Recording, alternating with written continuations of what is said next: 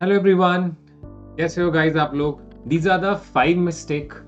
Basically आज हम लोग बात करेंगे like 5 mistake that will ruin your MHT CET score. ये जो 5 मिस्टेक हैं ये हमने हमेशा बच्चों से डिस्कस किया है कि ये 5 मिस्टेक्स आपको कहीं ना कहीं बिल्कुल अवॉइड करना है और मतलब सब कुछ आते हुए भी बच्चे अच्छा नहीं स्कोर कर पाते हैं। वो क्यों है, उसके ये रीजंस हैं। तो आई होप दैट आपकी प्रिपरेशन तो हमारे साथ बेस्ट चल रही होगी, लेकिन उसके साथ साथ मैं कुछ ऐड करना चाहूँगा जो कि बहुत ज़्यादा इंपॉर्टेंट है। वो ये है कि इन 5 मिस्टेक्स को आप बहुत अच्छे से देखेंगे।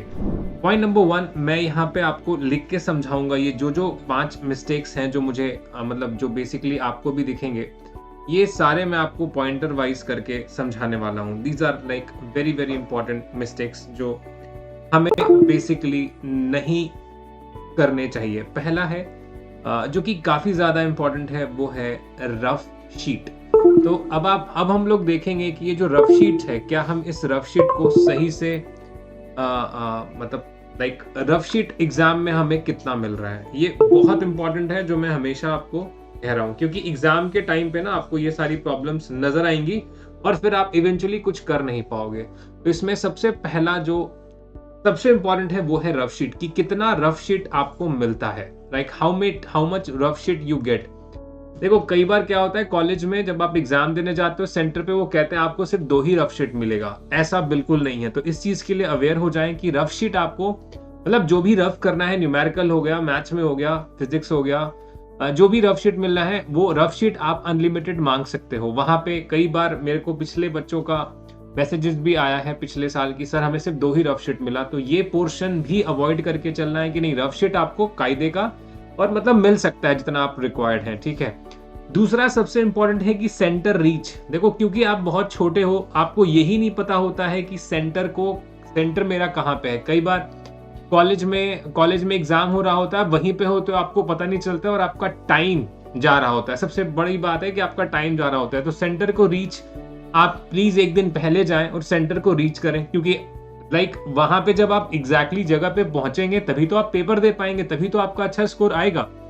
अगर आप इवेंचुअली सही जगह पहुंच ही नहीं पाएंगे, आप पहले से नर्वस हो जाएंगे कि मुझे पता नहीं चला। बिकॉज लास्ट मिनट ओला करते हैं, शायद आप लोग ओला करते होंगे, कुछ लोगों का पर्सनल कार भी होगा, तो वो पहले चले जाएं, क्योंकि एक ओला ने कैंसिल मार दिया, फिर दूसरे ओला आपके पास आएगा, ऐसे करके टाइम जाएगा। तो पहली बात तो इट इज वेरी इंपॉर्टेंट कि आप सेंटर रीच बार बार एक दिन पहले जाके कर लें, ताकि आपको पता हो एग्जैक्ट लोकेशन क्या है, ठीक है।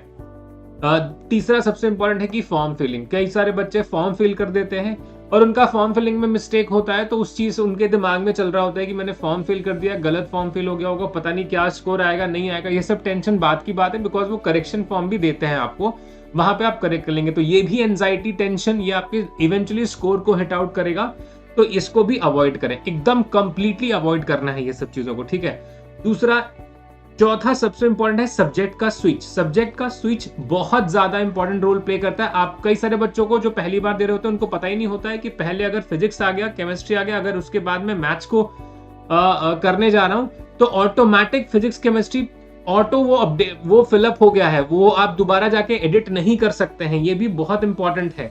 अगर आप सीधा मैथ्स में जाते हैं तो इसका मतलब आपने फिजिक्स केमिस्ट्री पहले से भर दिया है। तो ये सब्जेक्ट स्विच का बहुत इंपॉर्टेंट कॉन्सेप्ट है, बहुत इंपॉर्टेंट।